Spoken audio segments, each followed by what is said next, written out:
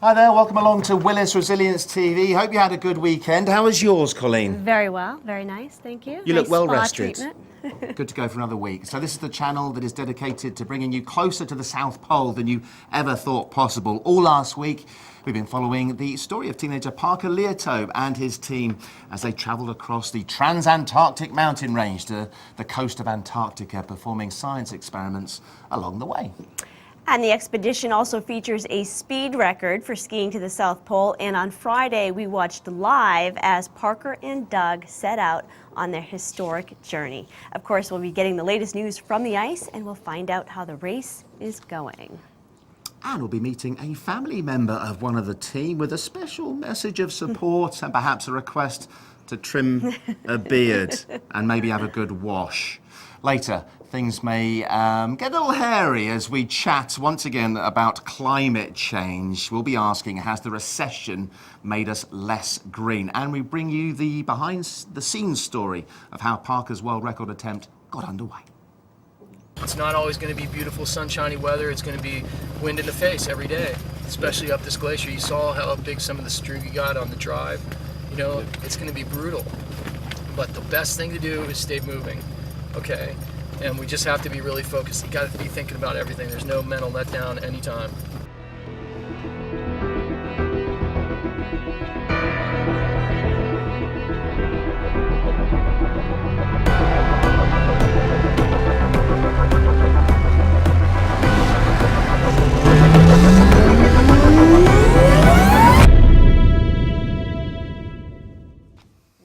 Welcome, we are here in our custom-built studio in the foyer of the Willis building on London's Lime Street. This is the beating heart of the global insurance industry, and employees here and around the world have been captivated by the Resilience Expedition. We are really shaking up Lime Street, broadcasting live out there, footage of Antarctica out to the street. That's a big screen.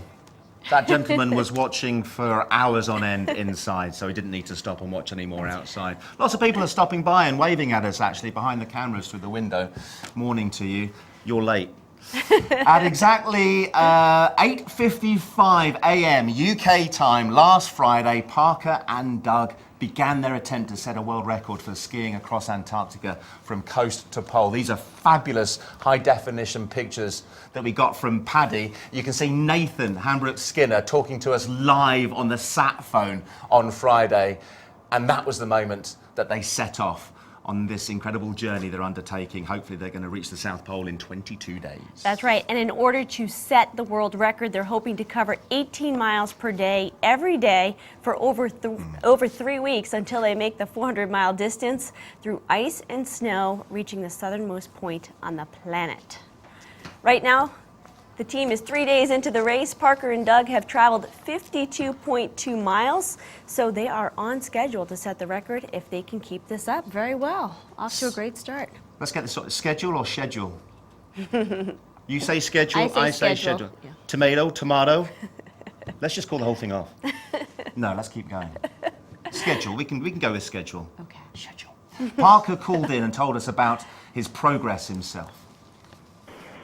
So it's the end of day 3. We have made excellent progress. Day 1 we did 19.6 nautical miles. Day 2, by the way, that is around 36 kilometers. Day 2 we did 18.1 nautical miles in 11 hours and 45 minutes. That was yesterday. And we got up to 5,200 feet in altitude. Then today we did an additional 14.5 nautical miles in 11 hours to bring us to almost exactly 86 degrees south, which is 240 nautical miles from the South Pole, or around 450 kilometers. I am very, very pleased with our progress. I think that to go uphill, up a glacier, nearly 100 kilometers in 3 days is a really great start. Tough to hear that, but he is in good spirits, making good progress, and he's happy as things stand. Let's hope it stays that way. If you have any messages or questions for Parker, Doug, or anybody else that's part of the crew. We'll be looking to speak to them live via satellite later in the show. We've had quite a few tweets coming in already asking questions about how they wash themselves and what music they can listen to and who their inspirations are. Yeah, well, these things people want to know the answers to. You can tweet us at Willis South Pole. And don't forget to keep checking the website for further information and updates. This is a real test of human endurance, and the team will be relying on their resilience to keep going.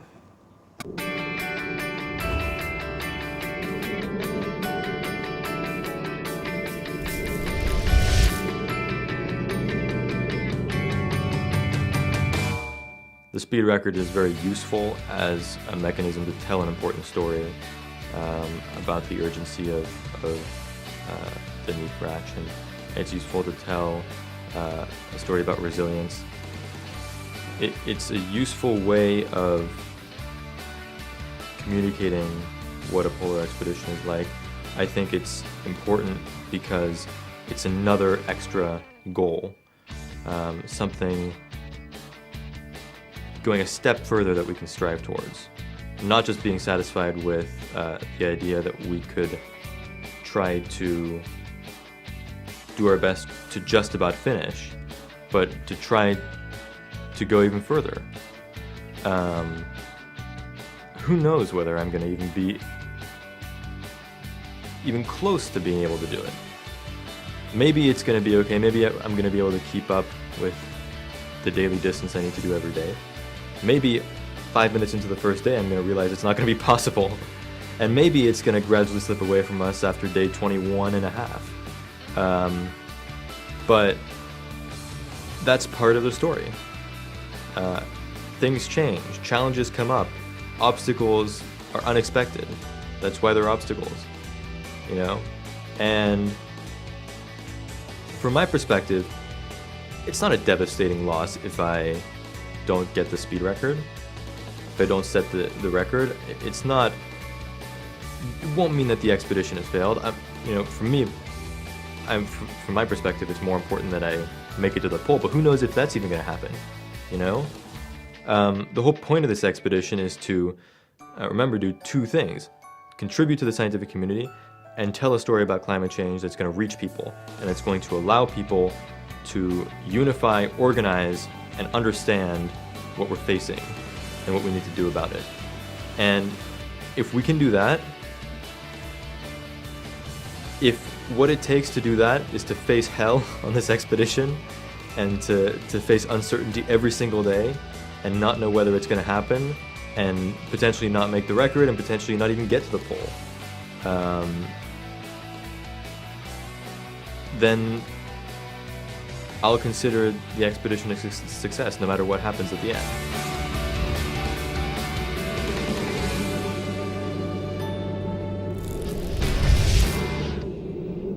And remember, he's 19 years old, a remarkable young man. Yeah. As we were hearing last week, it's very much a team effort. The expedition divided into two legs. There was a science leg where they're all on the truck and the team were all pitching in. Now it is an unsupported trek for Parker and Doug. So the truck is following, delivering us great pictures and hopefully live satellite, but they're not allowed to interfere whatsoever or support in any way in order for Parker to achieve a world record if he reaches the South Pole in 22 days. So that team following behind in the truck are key on this expedition. And we have a family member of one of those men out there bravely taking on the elements in the South Pole. We have the wife of Nathan Hambrook Skinner, Verity, with us in the studio. Hi, Verity. Hi. So Welcome. we should point out that Nathan does a similar job to you over here in the UK. He is communications director at Willis. When you met him, did you ever think, oh, I could see you as a polar explorer? No, especially when he came to work for Willis. I didn't think that was what he would be doing as a comms director here. But he's always been outdoorsy, so I'm really happy for him that he's been able to have this opportunity because, well, it's an opportunity of a lifetime. Yeah. Now, he's been gone for a while, even before the expedition actually Yeah. began. So I know communication and contact is a huge challenge. Obviously, Yeah. you see kind of the challenges we face every day in terms of connecting with the team via satellite. When have you last spoken to Nathan? And I actually spoke to him last night, so that was really nice. But yeah, the phone calls are a bit frustrating because they drops out the whole time. So you kind of get to talk for about 15 seconds and then it cuts out. try to get it all in. Yeah, exactly. But emails emails occasionally go backwards and forwards, which is really nice because then I think that's quite an easier way to stay in touch. And also I read his blogs, which I think I suppose I'm biased, but I think he's telling a really good story through them. So. And hopefully you've been checking in with us here on Willis Resilience Absolutely, TV, Verity. I have, absolutely. Stay on message. My mum is totally addicted. She watches it every Oh, day great. live. Oh, fantastic. So yeah, but yeah, it's going really well. So if you have been keeping up to date with the visual element of the satellite link, you might have seen a bit of growth. Yes, on I your have man. noticed that. Now look, yes. that's one of the latest pictures. Now it looks very much to me as if that's been styled. Well, I think the problem is that he can't grow hair here for some reason. Oh, How poor can little I- Nathan. I know. But yeah, I've got to say I'm not a fan of it. I'm You're not a afraid. fan? No, I was a bit worried when Dominic Castley said that he had to keep it on until he came back to work, so I'm hoping he's going to get rid of it straight I away. think there's going to be, so that means there's going to be razor blades in the Christmas stockings? Yeah, definitely. Okay, well you made reference to it. Let's remind ourselves of the boss demanding Nathan to keep it. Do we see a moustache emerging? Yeah, just about. It's a very thin moustache and a small goatee. I can't manage the full beard. It's quite embarrassing, actually, because he's got a massive beard. Okay, so there's one condition, Nathan. You are not shaving that off before you get back to the office. I think we have to see it live, okay? Yeah, I'll make sure it's gone by the time I get back to... No.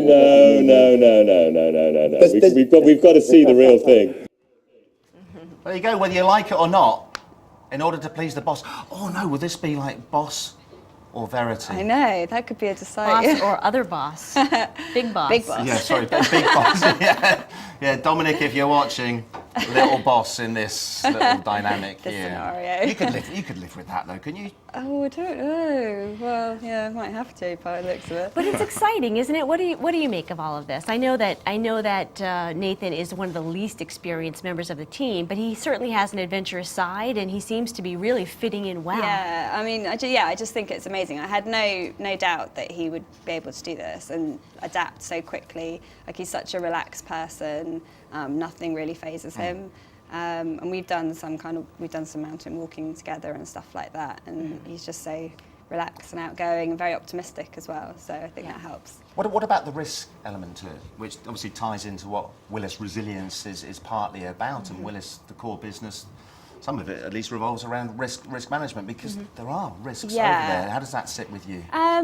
Like, I have to say that his first blog, I was quite shocked when he was writing about the snowplow that had gone down the crevice and stuff like that, and describing how when they were taking the samples, they were going across the cheese grate.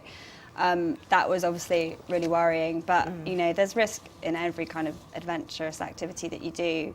And it's not a reason for stopping from doing it, but obviously I really want him to come back in one piece. But yeah, so it does worry me, but I think the loads of precautions have been taken, and Willis have been really great in kind of ensuring that everything's in place. And I know they'd get evacuated if anything went wrong, so that's good. Well, we have a wonderful surprise for you. Oh wow. Yeah, we're making connectivity with the satellite link right now. Okay. And we're going to try to get Nathan on the line for us. That would be amazing, thank you. It's just a phone call. Okay. Nathan, can you hear us? Yeah, I can hear you. I've been listening into your conversation. Can you hear anything in your Hi, earpiece? Verity. No. Right, I tell you what, Nathan, what we're going to do, we'll try and we're going to get Verity set up with an earpiece. So our little man might go underneath the camera. Dave, come in here, crawl underneath the camera. Verity, if you'd like to step out, Dave is a little bit camera shy. Apologies. We're having some technical issues our end. Wouldn't you just know that? You're crystal clear with no problems whatsoever, and you're on the other side of the world in And we're nice Antarctica. and warm So here in our Verity's just studio. getting an earpiece. How are things going, mate?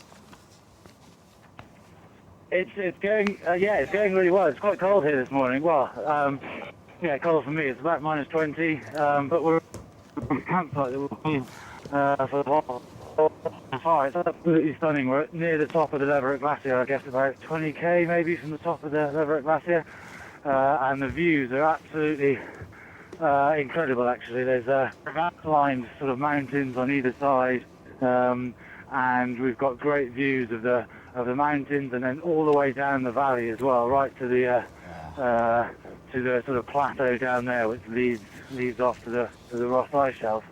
And the skiers, I mean, you'll speak to Parker in a second now. He's just sort of emerging from his tent now, but the skiers have been absolutely incredible. They've certainly surpassed sort of my expectations of where they'd be by this time. I mean, like I say, we're close to the top of the Leverett, which is definitely the steepest part of their ski, and possibly one of the toughest parts of the skis. But they've done over 30 kilometres a day. Yeah. So since starting on Friday, they've really have been incredible. I mean, Parker had a tough day yesterday, I think. It looked as if he was quite tired by the end of the day, but you know, he's up, and I can see him now just emerged from his tent. He's up and ready to go again. So it's incredible to watch this guy in action. Right, well, we'll hopefully have a chat with him a little bit later on. Verity can now hear you. I was just wondering, with all those stunning views, maybe you wish you were sharing it with a loved one? Yeah, exactly. I think I made a video message with Paddy the other day, and I said exactly that. Actually, it's Verity, I just really wish you were here to kind of see this stuff, because I know that you wouldn't like the cold, but you'd love the views. But it's going to get quite, when we're up on the plateau, the views, we won't have the views anymore. So I think it'll be quite different then. But yeah. Oh, Nath, I wish I was with really you wish you too. were. Yeah, I wish I was with you too. It sounds amazing. But yeah, but I'm really glad that you're having such an amazing time and getting to see so many awesome things. And I can't wait to hear about them in length when you get back. Yeah. Nathan. I'll bore you with for the next years probably. Yeah. She doesn't like the beard. Doesn't like the beard. Yeah, I don't anymore, to be honest. I think I might try. Yeah, it's a bit horrible actually. It gets when it gets wet and sort of water vapor sort of freezes on your moustache. It's not very comfortable either. So yeah, I'm not sure if it's worth keeping really. Maybe you should shave it in Chile on your way home. Yeah, I think I said to Dominic, when Dominic Cassidy, when I spoke to him, that I'd make sure it's gone by the time I get back to No. He wants you to keep it. That was kind of a direct order. Oh, really? Yeah, he wants to see it in the flesh. I'll translate for anybody that's not in a relationship. When Verity says maybe you could shave it in Chile, that translates as shave it. Yeah, that's definitely a direct order. Yeah. So, what do you think of the studio, Verity? Oh, it's very fancy. Yeah, I really like it.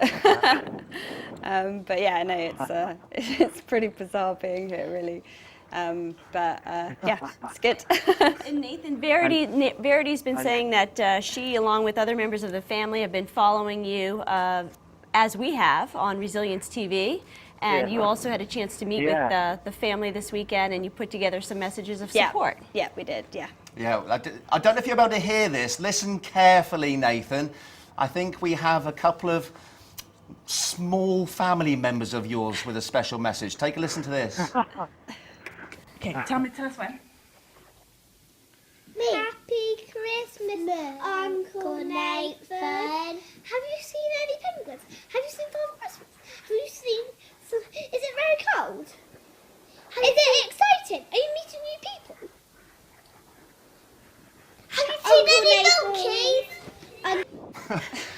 Nathan, I don't know if you can hear that, That was Nessie and Peter.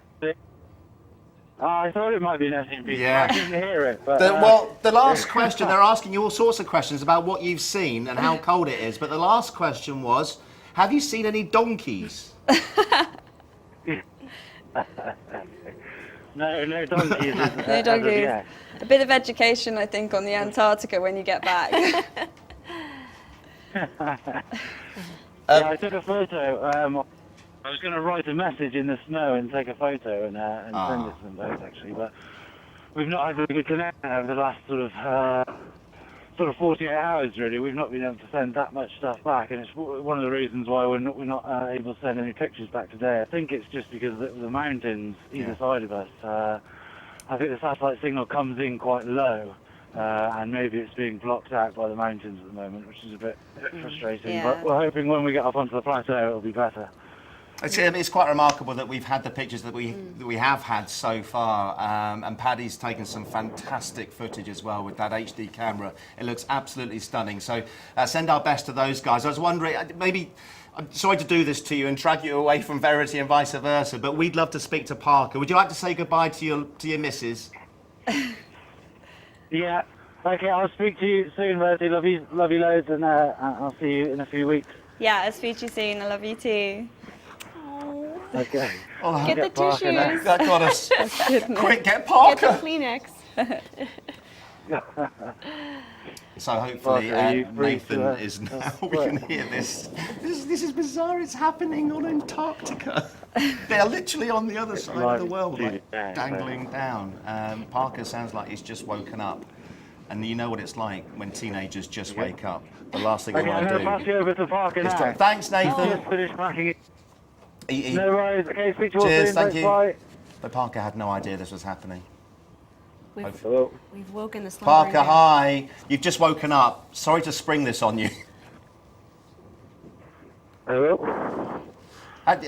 So we hear it's going well. We've had messages sent back by you and the guys. Are you positive and confident that you can make this record? Well, nothing's for sure. We've made great progress the last 3 days. And it's only because the conditions have been good and we worked really hard. We're at the top of the lever now, which is the hardest part. At the moment, I think we have to average 13 and a third nautical miles per day, which is very possible, but we have no idea what's going to happen. And we could run into a lot of bad conditions, deep snow, anything. So I won't say anything for sure, even until the last second. But at the moment, I can say that it's gone pretty well so far. Parker, I know you've made some great distance over the first couple of days. What kind of elevation gain have you experienced? Right now, well, for the beginning, we went from 600 feet up to 7,500 feet. That's healthy. And just yesterday, we gained 2,500 feet. I'll tell you what, Parker, while we've got you, because I don't know how much we're going to be able to speak to you over the coming days, we've had a huge amount of interest from people that are watching the live streams via willisresilience.com and also here, of course, via the TV channel that we've set up in the foyer of the Willis building. And we've got some questions, and we've asked people that are interested in keeping up to date to send tweets of support, and there have been loads of those, but also some questions. So hopefully you could just field a couple of those for us. Yeah, sure, no problem. So Karen, who's up on floor 19 here in London of the Willis building, she wants to know who your inspiration is, who your hero is. That's a tough question. I guess I don't really have one in particular. There are a lot of people that inspire me. I think that Doug is one of them. He's he's really taught me everything that I know and has been here from the very beginning since I was 15. And he did the 3 North Pole trips with me. I think that there's a lot of people in the realm of climate change that do inspire me as well. I guess one that comes to mind in particular is Al Gore, the former vice president. I think the work that he has done is so inspiring, and actually was really one of the reasons why I got into it in the first place. Right. And then there are others that are just more involved in my day-to-day lives and remind me of the importance of what I'm doing. My parents and sponsors and they inspire me just as much. Well, inspiration obviously very important, Parker, but we also have a burning question for you from Ryan in Chicago. He wants to know if you can listen to music and who plays DJ in the truck. Can you repeat the question? Ryan from Chicago wants to know if you guys can listen to music, if you have been while you're in the truck, and who plays the DJ? Well, they listen to music up front, but I was in the back. I was in the pod, and so I sort of had my own thing going on my iPad,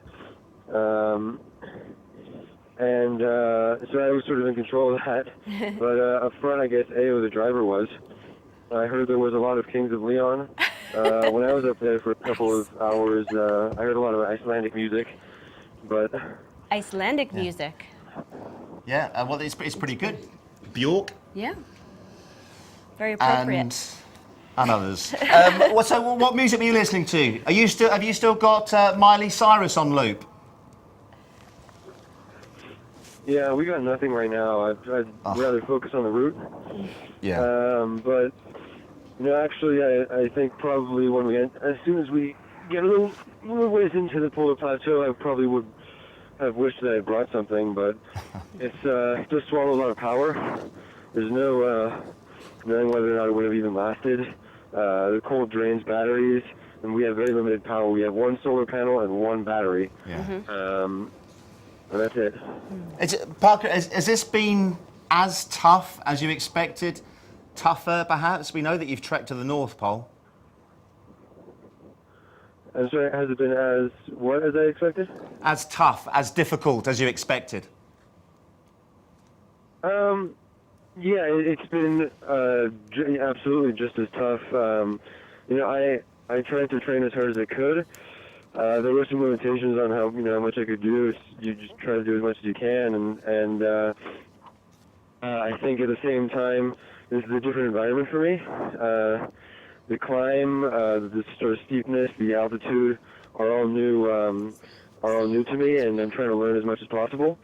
I've never done as big a trip. I've never done really a big trip in the Antarctic interior before, so it's really a thing about learning, and it was always going to be tough regardless. I think it doesn't really matter that it's been hard. I think that the most important thing is just to keep a positive attitude and make sure that this is something that Doug has reminded me of.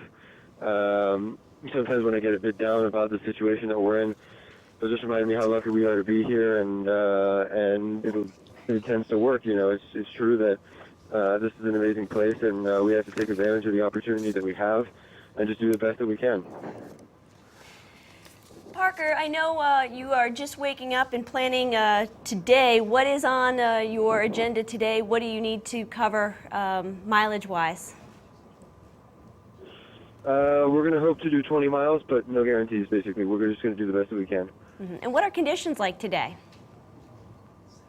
Clear and sunny and cold. Not that cold, though. Yeah. All right, well, listen, mate. We'll let you go and get prepared for what lies ahead today. Thanks so much. It makes such a difference to us to be able to speak to you live and get those updates, and hopefully we'll be able to see you via satellite as well in the coming days. Hope today goes well. Cool. Thanks for your time. Good luck, Parker. Cheers. Well, always exciting to have Parker live from Antarctica. And it's a nice view, Verity, isn't it? Really obviously, amazing. not only to hear your husband Nathan, but I'm sure you're interested in the progress of Parker and that I think race. it's nice to kind of hear, like, you wouldn't normally when someone goes on this trip just get so much insight into what it's like for them and how they're all like interacting together and stuff like that. Yeah. So it's brilliant having the TV and things like that to be able to watch it on. Pretty special. Is it tough being home alone right now during all of this? How are you keeping up? It's Christmas, so obviously it's a little bit strange. But I think we're going to have like Christmas when he gets back. so that'll be really nice. And you're kind of newlyweds, right? So is this your first Christmas Well, apart? no, we've been married about a year and a half, so we've had one Christmas, But yeah, so it's a bit strange, but I'm quite busy as well at work and stuff, Well, so that we'll helps. try to keep you as connected as possible. And on the plus point, you've got a massive girls' holiday in the bank at some point to I've cash got a in. lot of stuff in the bank. Yeah. I'm quite happy about this. It's like brownie points for like ever. So that's really good. Yeah. And maybe some extra Christmas presents, I think. Yeah, I think so. You'll get some See- snow Yeah, from the brilliant. South Pole. Thanks very Thank you much so for much coming for in. coming Yeah, in. lovely Yeah, to have you. great to have you Got to go and do here. a day's work now, don't you? Yeah, I know. Yeah. Yeah, and sorry about the earpiece Don't problems worry, earlier. don't worry So at all. if you stay there, we'll get you out without having to cross in front of the Yeah, cameras. sorry about that. And it looks really unprofessional. Live television, what can you do? Live television. Yeah. That was live television, and now Patty, our cameraman, has been working over the weekend to put together a really beautiful clip for us. We're going to take a look at a short clip of the start of the race that Patty sent back over the weekend. Hey guys, just doing a quick update from Antarctica. We're still up on the polar plateau. We arrived last night at about 4 a.m. After doing about 18 to 20 hours of driving. The driver's been an absolute hero, driving 25 hour days to get us here where we are and make up some of the time we lost in Punta because of the weather delay. We camped last night here. You can probably see the full fuel cache over my shoulder.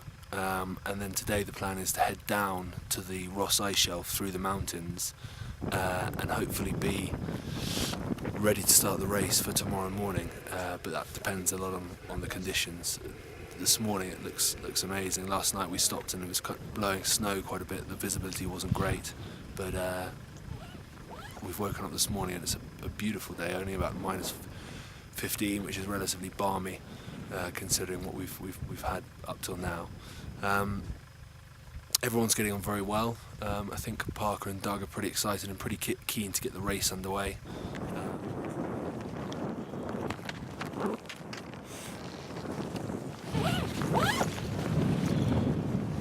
No, not at all. Massively prepared, yeah. We had plenty of time last night and the skiers were putting their stuff together and got up this morning, had some breakfast and now they're raring to go. Do you want to just give the camera away? Okay, so Parker, Doug, from everyone. Yeah, let's go. Just from that, guys, keep straight. Thanks, Nathan.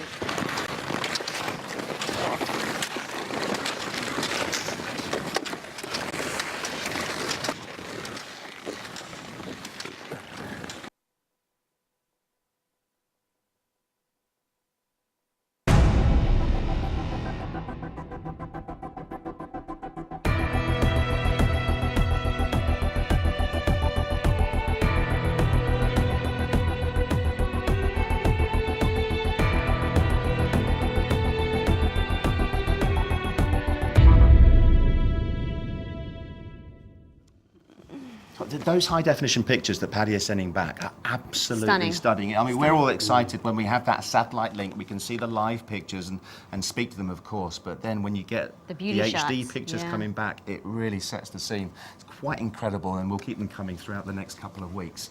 Now then, thanks to the Climate Change Act of 2008, the UK is committed to reducing carbon emissions by a massive 80% from pre-1990 levels by 2050. However, a universal target across the globe is yet to be agreed. Here in the UK, though, we're tying ourselves in knots, it seems, over energy, its cost, and how it's generated. When it comes to the crunch, it's a question of keeping the lights on and keeping the economy going. Here in the studio to discuss the question of whether we can keep the lights on and still meet emissions targets by 2050, we're joined by Jonathan Brearley, energy consultant and ex-director of energy strategy for the UK government. You actually helped draft the climate change bill. Welcome to you. And also we're joined by Miles Russell, communications director at Willis. Thanks so much for being here. You're very close to this topic via the association with the Resilience Expedition. Welcome to you both. Jonathan, let's start with you. Very simple question. Can we keep the lights on in this country and across the world without having to do anything drastic? Well, you absolutely can keep the lights on and cut carbon. So remember that the UK is not one of the most ambitious countries when it comes to the way we change our electricity generation. So look at countries like Germany, or indeed even in the US, look at California, where they have approaching 20% renewables, which are actually generating huge amounts of low carbon and keeping their lights on. So already I think we're beginning to see the start of a new low carbon, secure and much more stable cost system than we have right now. That doesn't mean that we have everything in place. That doesn't mean that we don't need things to happen. We need a few things, first of all, from government. We need more political certainty about the direction of travel. So there's nothing that undermines security of supply more than politicians continually changing their minds. So if you're an energy investor, imagine you're thinking about investing in a new wind farm or a new nuclear power station. The government says to you in January, we are going to be absolutely committed to tackling climate change. Then in December says, well, we're not actually quite sure whether we really want to tackle climate change. How much risk are you going to charge? How much risk are you going to take, and how much are you going to charge to take that risk to make that huge investment for the electricity that we need? Is that why you resigned? That's not why I resigned, no. In essence, when you look at government and you look at the different things they're doing, I actually think the UK government is actually making a very strong case for climate change and is doing a number of different things to help us move to a more secure low carbon system. So I don't buy into the story that nothing's happening in the UK. We've just published the prices for all those new low carbon incentives that we delivered through the market reforms. And Miles, let's broaden this out. We talked, Jonathan's obviously been key in the public sector. What about the private sector? Can big business make a difference here? Should they be leading the way, or should we be heavily reliant, as Jonathan said, on the politicians to push this thing through? Well, politicians, of course, don't have the money at the end of the day, Dan. It's the taxpayer, it's money that we give to government, and it's the private sector where the investment's really going to come from. And I think one of the challenges here is, I think there's a big question mark at the moment. I mean, looking at it just purely from a local perspective here in the UK, RWE Power, one of the big sector energy firms, I think 2 weeks ago, cancelled a major investment on a big wind farm that was scheduled for the Bristol Channel.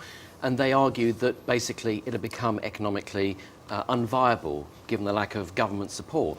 So I think there's a real question mark there about that investment going forward.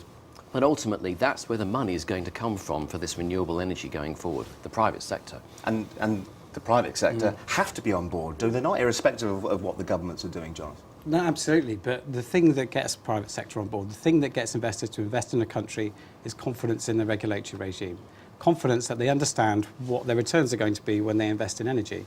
And so therefore, if you want the private sector, like RWE, to invest in offshore wind farms, you need to make sure they understand what the price will be and they're confident that that price is going to stay the same for the duration of their generation. Now, one thing I would say about that investment is that there are many offshore wind investments in the UK, and some of them are very expensive and some of them are cheaper, and we are seeing a lot going ahead already. Are we investing enough, though, and what can we do to invest more, to encourage more investment in renewable energies? I think you've got different parts of your economy, and I think electricity, there is a lot of investment going into renewable generation. I think we have a lot of solar PV, we have a lot of onshore wind and a lot of offshore wind in development. Now, a key question is the government going to keep its promises, and is it going to maintain the sorts of incentives that it's offering investors at the moment? And if they do, I'm reasonably optimistic that we will make that transition. However, if the government back away from this, if the government say, well, we're no longer going to offer the sorts of things we described before, not only are green technologies going to be more expensive, but all technologies will be more expensive, because investors will say, well, this isn't a regime I can invest in, therefore it doesn't matter, I'll charge you more to build gas, I'll charge you more even if you were to build coal, because I simply can't trust things to stay the same. Now, for example, and I know this is all about other countries as well, when you look at developing countries, the rates investors charge to invest in those countries are much higher, simply because they don't have the confidence that those regulatory regimes are going to stay in place. So what we need to build is confidence for investors that allows them to be sure they're going to get returns, and therefore will get that private investment in that we need. And that all comes back to people like Willis. You know, helping with the old confidence, it makes people more confident if they're kind of covered on insurance and the way that energy is being produced is covered. Well, absolutely, and Willis is one of the leading players in the energy insurance broking market, actually, Dan. So around the world, we're supporting these energy companies in terms of making those investments. And absolutely, at the end of the day, whether it's kind of existing technologies, whether it's nuclear, gas, etc., or whether it's new areas like fracking, for example, which is very big, I know, in the United States now, you know, the insurance industry has a major role to play in supporting that investment. Yeah, we'll talk about the solutions and the options that we may or may not go forward. I just want to put this to you, though, Jonathan. This is a report in The Guardian today, and I don't know if this is scaremongering, but this is the quote from somebody in the industry. The amount of spare generation, this is energy generation that is around at the peak day, has gone down from about 15% to this winter about 5%. Next winter will be even smaller. They are suggesting there will be power shortages next year. We will get through this winter okay, but this particular commentator isn't sure about next winter. This, I mean, it's pretty serious. And I'm assuming that what's happening here in the UK and how serious those issues are mirrored elsewhere in the developed world. Well, I think my point is absolutely there is a security of supply issue in the UK at the moment. So we have to make sure that we have enough capacity on the system, enough plant on the system to meet demand at all times. And there are some challenges in the short term in getting investment in place. I think it is a mistake, though, to link that security issue with climate change and action on climate change. The reason why we are not getting enough investment in our plant is not that we're getting too much in wind farms, it's that we're not quite getting enough in gas-fired generation and we're not getting it early enough. And equally, some very old plants that are now at the end of their life are coming off the system very quickly. So my point is, yes, we need to keep security of supply. Yes, we need to keep investment in all kinds of plants, but you can make that transition and still tackle climate change. Yeah, but isn't there huge demand? Are there any examples of countries around the world that may be moving away from the traditional energy sources and successfully implementing the renewable energies? Well, I think you've got to look at many, many different places and see what they're doing. And we're all at different stages of development. So nobody's cracked this. This is one of the biggest transitions in our infrastructure that you will ever see in a very short space of time. So in 20 years, we're talking about turning over our generation stock, which when you think these things last 50 years is very, very fast. But for example, Germany has done huge amounts on renewable energy. California, as I mentioned before, in the US, has also done huge amounts on renewable energy. So much so now that solar in California is almost the same level as the retail price of other generation. So people are thinking, I'll put solar panels on my roof because that's going to give me the same kind of price as I'm getting from the market. But equally, the developing world is changing. So when you look at countries like China and India, actually low carbon generation is solving the security of supply problem, not creating it. So let me give you an example. In India, there are about 200 or 300 million people who don't have access to electricity at all right now. Now you have two choices. You can build a great big coal-fired power station and you can spend billions on wires to go to small villages in the middle of nowhere, or you can give these people solar panels and some kind of battery or very small biomass backup. Now it isn't quite there yet, but in 5 or 10 years' time, it's going to be much, much more economically efficient to do solar. But what works in one area of the world wouldn't necessarily work elsewhere. You mentioned the US. I think they've been able to cut prices, energy prices, by fracking. Is that a way forward? Well, I think we've got to support development of all forms of generation. Let's have a look at what the US has done. The US has lots of gas, lots of cheap gas, for two reasons. They did fracking, and they don't export to anybody else. They don't sell any of their gas internationally like we do. So their prices are very low, and in fact have been artificially low. That has meant they've moved away from coal and cut their carbon emissions. The problem is once you move to gas, you're still emitting carbon. Where do you go next? How do you get to zero carbon? How do you get to very low carbon? Well, unless you start investing in renewables, you don't make that full transition. In the UK, we are already moving away from coal to gas. So by the time we get to 2022, 2023, most of our coal will be coming off the system and becoming gas. But we know that we need to go further, and that means more renewable technology. Miles, it feels like herein lies the problem, because there is opposition to every single option that we could possibly take going forwards, no matter where you're living in the world. Obviously, fracking has strong resistance against drilling more oil. You don't need to hear any more about how many people are against that. Renewables, there are those NIMBYs, not in my backyard. They understand the benefits of it, but they think they're ugly. And of course, nuclear has its many detractors as well. So what is the answer?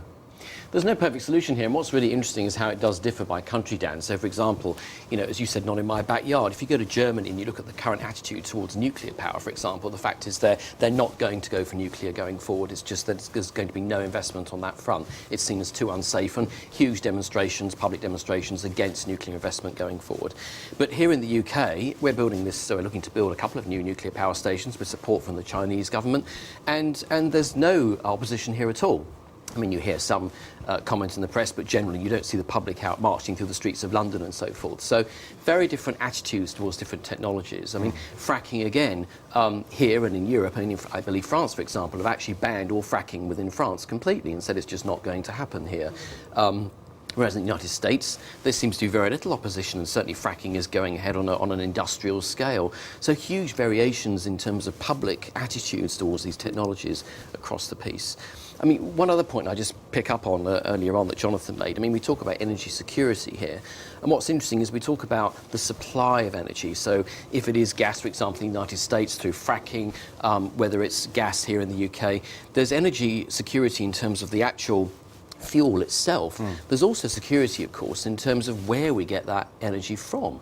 So in the United States, you've got this huge source of shale gas coming forth now onto the pipeline. But here in the UK, for example, we essentially depend on imports, as far as I'm aware. So, and you look at what's going on in respect to Russia and the Ukraine at the moment, and the constant disputes over the pipelines there, and the fact that Russia can just turn it off at will, according to the political, situation at that time. So we face real risks here in the UK and certainly in Europe in terms of actually accessing that energy supply. So the security of access from the political regime. Jonathan, do you want to come on? Look, I think add to that? My point is this, is every form of energy generation has risks. Gas has a risk. Prices have gone up by about 80% in the last 5 years. Coal has risks, nuclear has risks, and we know the risks around wind and its intermittency. What do you do when you have a series of different risky things? You have a portfolio. So you generate a portfolio of different forms of generation, and that does mean, frankly, some nuclear, some gas, some wind farms, and some forms of other renewables. And those are the sorts of things we need to build, and that is a tough message. It's a tough message for politicians, partly because of NIMBYism, partly because it does have an impact on cost. And therefore, but the choice is, if we don't do this, we will end up too locked into one technology and therefore too susceptible to one of those risks you described. Let's say we build all gas, which is the cheapest today. What happens in 5 or 10 years' time if the price goes up by another 80%? Let's say we build all nukes and then find there's a problem with nuclear. I mean, we can't practically build all wind farms, but even if we could, we wouldn't be able to switch our lights on in the evening. We're trying to find the answer as to whether we can keep the lights on or off. I'm not entirely sure if we're there yet, but one final question. Sure. Internationally speaking, do we all have to be singing from the same hymn sheet in order for us to go forwards? Well, look, I think ultimately this is a global problem when you consider climate change. It can't be solved by one country on its own. So therefore you certainly need the big players, the big emitters, to agree that we need to cut emissions. Now when you look at some of the international agreements that have been there already, people are beginning to do that, but everyone is clear we're not doing enough yet. We're not doing enough yet in Europe, we're not doing enough yet in America, and we're not doing enough yet in China or India. So we all need to do more. Now the one thing I would say is there are really encouraging signs from most of those countries that things are going to change. And they're not just going to change because people care about climate change. They're going to change, for example, in China, because coal-fired power stations are making people sick and making them die early. And people are beginning to get fed up with that, and they want another solution. So therefore, some of the co-benefits of this change are incredibly valuable to politicians and to governments. It's easier for China to make those wholesale changes whenever they want, given the way their state is operated, though. It's fair to say, because they don't have to deal in the same kind of politics that others do. I think China has to still trade internationally. Right. China still has to worry about cost. And those politicians are very disaggregated across many regions. So every country has its challenges. Jen, stay with us. We're going to push this debate discussion on a little bit. Whether the lights are on or off, it doesn't make an awful lot of difference when you're in a tent in the middle of the Antarctic. Here's a report sent back to the other night. No, the night before the race began, I beg your pardon. Next 3 days are going to be the crux of the whole thing. So I think if at our back, I mean, we're already behind schedule because we know we have to do 15 each day. But if we start breaking into over 15, you can do the math. So if we do 15 a day, that's 20 days. I'd love to do 20 days. Well, I'm just letting you know. I mean, it's the first time I've ever been on an overland traverse like this, but you know, usually you're flying and it's just, you just get dropped off and they throw you out and your sled's there and they say, see ya. You know? It's going to be a little bit different with these guys being near us, talking to us, giving us mics every day. You're doing press interviews, all that kind of stuff. So we have to really keep our mind in the game. You need to sleep. You need to get your rest. Right. And a half hour makes a big difference when you don't have that much sleep. Well, for me, you're going to speak to me every day. Get out of there. I'm just saying, I mean, psychologically, you really have to put your head in it and really... That's my challenge with this whole press thing, is that there's a truck right there, and I want to be focused entirely on the thing. I'm not even, usually I'm so focused, that, and you have to be, Parker. I can't tell you enough that you have to be completely focused. It's not always going to be beautiful, sunshiny weather. It's going to be wind in the face every day. especially up this glacier. You saw how big some of the struggy got on the drive. You know, it's going to be brutal. But the best thing to do is stay moving, okay? And we just have to be really focused. You got to be thinking about everything. There's no mental letdown anytime, all right? And it's going to get exhausting because it's hard. It's not only physically exhausting, but also mentally exhausting as well. So that's about it. I mean, I'm psyched. I'm psyched that we're here. This is what we've been waiting for. The science is completed. Well done, by the way. You know, I think that's a big thing that's off your head and out of the way now.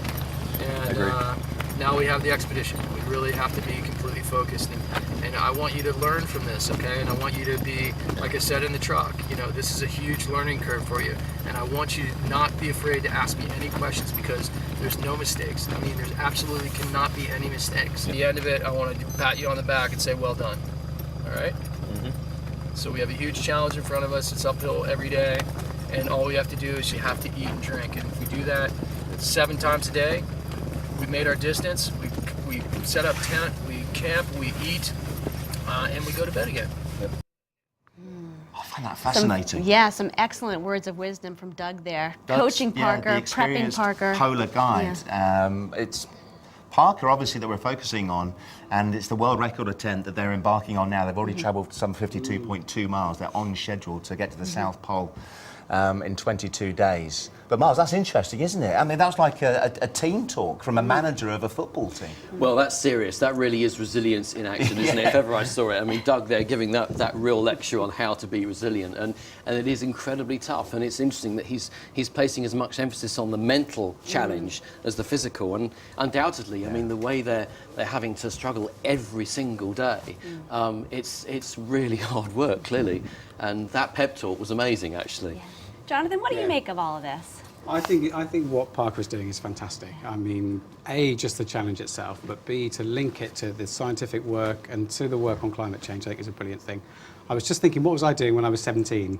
Unfortunately, I wasn't doing anything quite as impressive as this, so I think all power to him. I think he's doing a great job. Well, he was actually doing polar expeditions at 17. He's 19 now. I said the other day at 19 I was drinking far too much cheap beer and chasing girls and pretending to study. Yes, exactly. Yeah, exactly. It's quite humbling, isn't it, when you see a 19-year-old embarking on something like that. Totally. And of course, we'll keep you bang up to date with their progress towards the South Pole. We'll come back to you, gents, now and discuss more. 2008 saw the largest bankruptcy filing in US history when investment bank Lehman Brothers collapsed. Since then, we've been in a global recession, and many parts of the world are only just beginning to recover. It's no surprise that in the last 5 years, green issues seem to have dropped off the agenda. We sent our reporter Nikki Shields to find out if the recession has made us less green. In the mid-2000s, going green was a big priority. We were all focused on trying to do our bit to save the planet. Politicians, businessmen, and even the media were keen to show off their green credentials. It was a vote winner, and it sold. But then recession hit, and it dropped right off the agenda. So the question is, has the recession made us less green? I went to speak to some members of the public to find out. Do you think the recession has made us less green than perhaps we were a few years ago? It's the same thing, I think. I think it's the same thing. It hasn't made us any less green. I think, if anything, we're a bit more greener now than before. Do you think because of the recession, environmental issues have dropped down on the political agenda? Yeah, I think so, definitely. I don't think that it even comes close to their sort of way of thinking. At the moment, it's all about money. Every time I switch the news on, it's nothing but money and the big cats and their bonuses, and you see absolutely nothing happening about the environment. People are recycling a lot now than they used to. So, no, I don't think recession has anything to do with it. I'd love to ask you a little question, actually, about the environment and whether you think people really still care about it. I think people care about it. I think the government's pointing people in the wrong direction. Politicians always work on a knee-jerk reaction. Their job is to stay in power as well. So just to be honest about it, if they think sometimes going a bit green is going to create a few more votes, then they will do that. Our recycling has completely stopped. Though we recycle as a family, but the bins are just not there. Is the council cost-cutting, and now that they can't? I think they're cost-cutting, definitely, because the government has put the squeeze on them completely, and I think that's the first thing to go, because they probably don't see it as a priority. Well, I think it's clear that even in these tough times, people do still care about the environmental issues. So what's been going on at Westminster? I've come to visit Kerry McCarthy to find out if discussions about the environment are still echoing in the corridors of power. So do you think at the moment the government is actually making it harder for the general public to be green? I think the problem is, when David Cameron was running to be Prime Minister, there was a lot of talk about how he's going to have the greenest government ever. And also now the signals they're sending out is that climate change isn't important for them, green measures aren't important for them. David Cameron was quoted, and this is just an allegation that someone says they heard him say, let's ditch all the green crap, meaning the green subsidies that are at the moment attached to electricity bills. Worse than that, there are quite a few people that are quite influential within the government ranks who are climate change deniers. And what about looking at the situation in the US at the moment? Do you think they've also been affected by the recession and how green they are? With the US, particularly because they're such a nation of car owners, and petrol is by comparison quite cheap there, it's always been quite difficult to make those arguments. When Al Gore was vice president, he was a real evangelist for the battle against climate change. But I don't think the voices are as strong as they were. I think just generally speaking, it has dropped off the political agenda in the last 5 years or so. Well, for better or for worse, it seems that going green is no longer the vote winner it once was on both sides of the Atlantic. But as the economy turns a corner, will we see politicians try to win over the electorate with environmental policy? Right, interesting topic this, isn't it? Jonathan Miles are still with us. Jonathan, what's your take on this? Has the recession made us all green? Less green, I beg your pardon. Well, I think you've got to look at what's happened to the economy first and just look at how that's changed our attitudes. So basically what has happened to the UK, what's happened to lots of other countries, particularly developed countries, is we've all seen our incomes basically fixed, and we've seen prices of all sorts of things going up dramatically. Now, of course, that's going to make us all feel like our living standards are, well, they are going down, and that's going to make us feel like our living standards are being squeezed. Therefore, imagine trying to be a politician saying, I've got this great idea, there's this very long-term problem, and I need to charge you a bit more today to tackle that long-term problem. And of course, when you're in that position, that's a tough political sell. However, what's missing from that argument for me is actually the way that green levies and green interventions can help us get out of this recession. So first of all, you've got energy efficiency. If we all use less energy, we'll all have lower bills, in which case we won't need to pay so much for our energy, and therefore we'll all be a lot better off. Secondly, we'll have big industrial benefits. If we get the green industries growing here, we will have new export opportunities for the UK. And thirdly, some new technologies are actually fixed in price, so we won't face so much of this volatility that we have from some fossil fuels like gas, where actually year on year you can get quite dramatic changes in cost. So my point is, it's understandable why there has been some challenge to the green agenda in the current political environment. I don't think that will last forever, but equally I think we need to start looking for solutions which again tackle climate change and tackle some of these issues. But with respect to the economy, for example, American emissions of carbon have reduced, I think, 13% since the beginning of the recession in 2007. Is that just a case of spend less, consume less? Two things. So one is a bit of what they call demand destruction, which is where prices go up and therefore you use less. Mm-hmm. But secondly, because their gas has been so cheap, America has switched from coal to gas, which does reduce their emissions. As I mentioned in the last part, my concern with that is that only takes you so far. So you're going to hit a wall and you won't be able to reduce any emissions further unless you're growing the renewable energies alongside that. What about apathy, Miles? People are struggling, not only in the UK, across the world. Everyone's having to cut their cloth accordingly, tighten their belts, whatever analogy you want to make. So it's understandable, is it not, that they've taken their eye off, if they had any part of their eye on those green issues, and taken their eye off completely off that topic?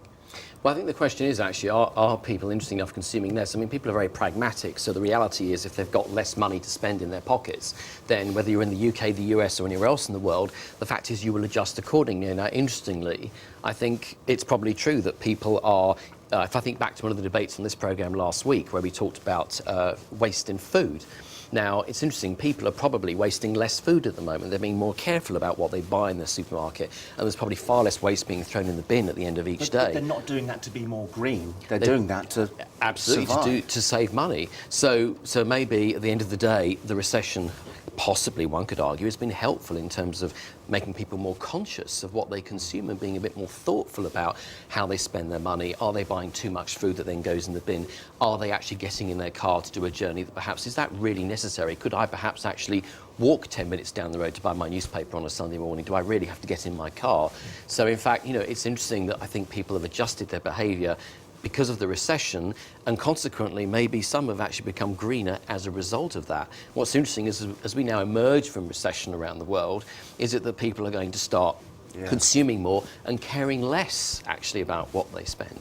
But you have to make that link, don't you, to being able to save and be green at the same time, and then people be able to carry that on when they do have more to spend. I think one of the success stories in the UK is actually what's happened to domestic demand for heating. So how much gas we need to use to heat our homes. That's actually gone down quite substantially, and that is in a large part due to the energy efficiency schemes that were there previously that allow people to do very simple things, to put loft insulation in, to put cavity wall insulation, and therefore get exactly the same heating but pay less for it. Those sorts of things we need to encourage, but equally, if we really want to get out of this recession, we need new industries, we need new manufacturing opportunities for the UK, and therefore we need the green technologies that we can begin to export to other countries. I mean, if you look at China, for example, they have made a huge industry out of solar. They're also beginning to push on offshore wind, for example. Other countries like Denmark have made a lot out of wind power also. So all I'm saying is, alongside cutting energy, we do need to make sure we grow the industries that are going to be there in the future so we can compete in the global market. And what about the business sector? The Willis building that we're sitting in now is termed a very green building with all kinds of efficiency elements designed into it. Are we seeing a real interest from businesses globally to align themselves with green initiatives and really take that step? I think one fantastic thing I remember from my time in government is actually watching the enthusiasm inside some businesses to decarbonise their operations and to reduce the carbon that they use throughout their supply chain. So there's some great examples in the UK, but there's some great examples globally as well. Now, what a lot of businessmen discovered about 5 years ago was that this was not only a brilliant thing for their public image, if you take us back to that time when everybody cared about green issues, but it was also really good for their bottom line, because what they discovered was taking this cost out of the system was actually something that was a substantial part of the cost they were facing, and therefore taking it out of the system allowed them to generate more profits and become more efficient. I think we all know how we as individuals can save money and be a little bit greener in the process. But it does get increasingly tough when the government are trying to reduce the debt in the way they are. I know this is probably the same elsewhere. And making as many cuts as they are. So now's a good time to bring in this Climate Change Act, which you were responsible for drafting. The simple fact of the matter, according to Peter Lilly, Conservative MP, is it's just not cost effective. £200 billion is the cost that he quoted, with a £105 billion benefits worldwide. So not just to the UK, that's a worldwide benefit. So he's saying that the benefits of these costs are half. Look, my perspective on climate change is very simple. It is that what the scientists are telling us, and we've just had a major report from thousands of scientists across the world with a 95% level of certainty, is that we face a set of risks. We don't know whether climate change is going to be terrible. We don't know whether climate change is going to be very mild. But the point is, we face risks that are not going to be of the order of £200 billion, but are going to be much, much higher than that. We're talking about catastrophic events. We're talking about people not having access to water and not having access to food. Now, my perspective is, as a world, we need to pay relatively a little bit to try and avoid what can be some of those major catastrophic risks. But in this time of austerity? Even in this time of austerity. So you think those kind of costs are needed now, despite the fact that people are struggling as they are? My perspective is, if you invest in green technologies now, your economy is likely to grow. Also, the first set of things you can do, actually, as we described, cut costs. So if you cut costs, grow your industry so that you're competitive in the future. As we come out of recession, we'll have less risk in our energy system, so it won't all be about gas prices, it'll be about a range of different technologies. You'll have industries that you can export abroad and you can drive growth in your own country. And equally, if you cut your demand, if you cut the amount of use you have, you'll cut bills for everyone. Those things to me sound a fantastic way to get out of the recession. I still think And much better, in my opinion, than simply relying on the old ways of doing things and perhaps some of the reasons we got into this in the first place. I think it's a really tough sell. I mean, no matter which route you go down, there's a huge outlay. For the future, but you've got to get over the Exactly. short-term I mean, hump. to win the consumer round, to win the public round, which is hugely important in this, to have such an enormous outlay.